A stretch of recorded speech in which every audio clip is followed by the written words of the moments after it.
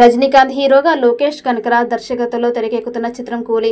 King Akkineni Nagarjuna, Kannada real star Upendra, మలయాళ నటుడు సాబిన్ షహీర్, శృతి హాసన్, సత్యరాజ్ వంటి హేమీలు ఈ భారీ మల్టీ స్టారర్లో నటిస్తూ ఉన్నారు.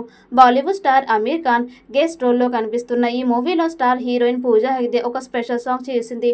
ఇలా అన్ని ప్రధాన భాషలకి చెందిన స్టార్స్ నటిస్తున్న ఈ సినిమాపై అంచనాలు ఒక రేంజ్లో ఉన్నాయి. దానికి తగ్గట్టుగానే థియేటికల్ రైస్ భారీ డిమాండ్ ఏర్పడింది.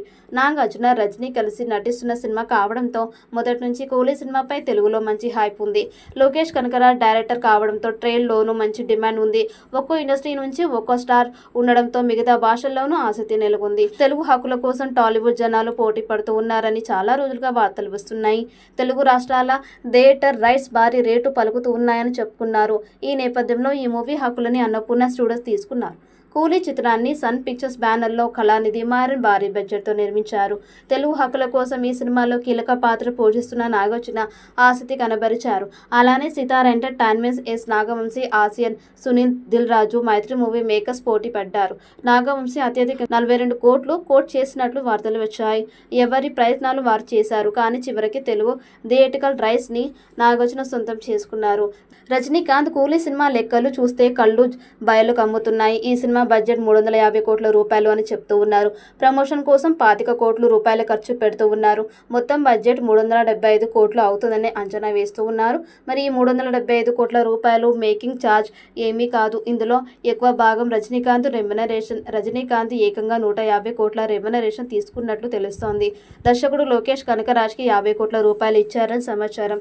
ఈ రెండు కలిపి 200 కోట్లు ఖర్చు పెట్టారు. ప్రమోషన్కి 25 కోట్లు అంటే మిగిలిన 150 కోట్లతో మొత్తం సినిమాతో పాటు ఇతర తరాల రెమ్యునరేషన్ ఉంటుంది. ఇక 350 కోట్ల రూపాయల వ్యయంతో ప్రధాన అంశాలు అలా ఉంటే రిటర్న్స్ విషయానికి వస్తే ఈ సినిమా ఎప్పుడు విడుదల అవుతుందో క్లారిటీ లేదు. అయినా కూడా రిటర్న్స్ భారీగా ఉన్నట్టు తెలుస్తోంది.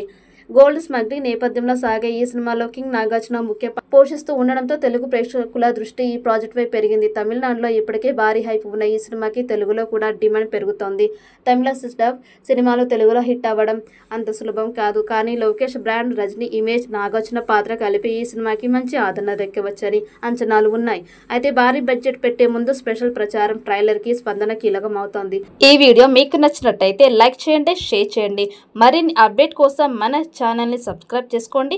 ఈ వీడియోపై మీ అభిప్రాయాన్ని కామెంట్ బాక్స్లో కామెంట్ చేయండి. నోటిఫికేషన్ కోసం పక్కనే ఉన్న గంట సింబల్ని గట్టిగా నొక్కండి.